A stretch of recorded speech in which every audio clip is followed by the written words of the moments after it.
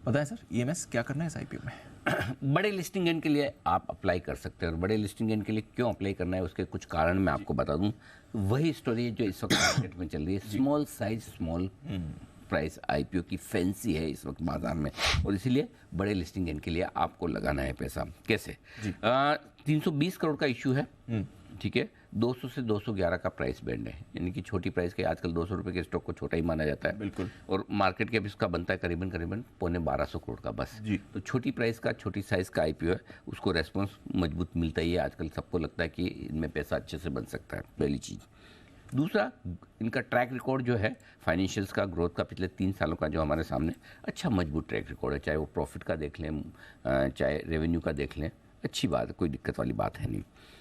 Order book ठीक है, 3 सालों के आगे के काम की इनके पास ऑर्डर बुक ऑलरेडी है, 1745 करोड़ के आसपास की ऑर्डर बुक है, तो 2-3 सालों का काम है।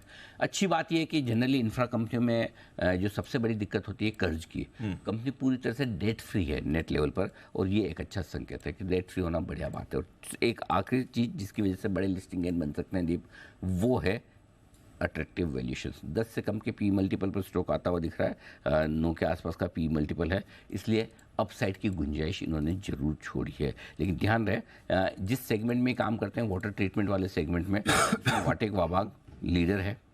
अभी अभी हाल ही में विष्णु प्रकाश आर पुंगली आई थी, ठीक है, वो भी इसी से में, लेकिन वाटेक वाबाग का कंपेरिजन में वाटेक वाबाग का 6 गुना रेवेन्यू है इनसे, विष्णु प्रकाश का 2.5 गुना रेवेन्यू है, तो साइज में उन दोनों के मुकाबले में बहुत छोटी है, इसलिए इसके वैल्यूएशन सस्ते होने भी ज़रूरी है, और उन्होंने रखे भी हैं, और इसी लिहाज से लिस्टिंग पे आपका अच्छा पैसा बन जाएगा। कुछ नेगेटिव्स है, वो भी आप आईपीओ में पैसा लगाएं तो ध्यान में रखें।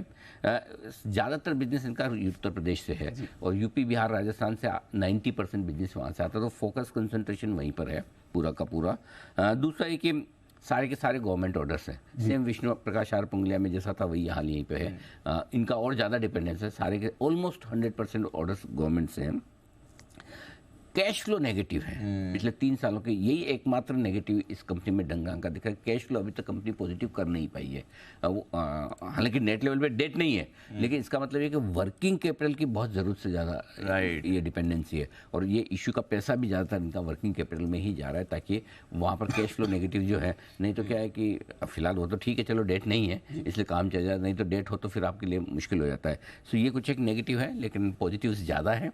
फैंसी है, बिजनेस अच्छा है, आगे के लिए आउटलुक ठीक है, बड़े लिस्टिंग एज के लिए लगा सकते हैं, और लिस्टिंग के बाद इसको लंबे समय के लिए रखना नहीं रखना है वो हम आगे आपको बता देंगे। बड़े लिस्टिंग गेन के लिए लगा सकते हैं, ठीक है। चलिए पैसे लगाइए बड़े लिस्टिंग गेन के लिए, उसके बाद आगे लेंगे जल्दी से राय क्या करना है इस पर। चलिए ये है आपके लिए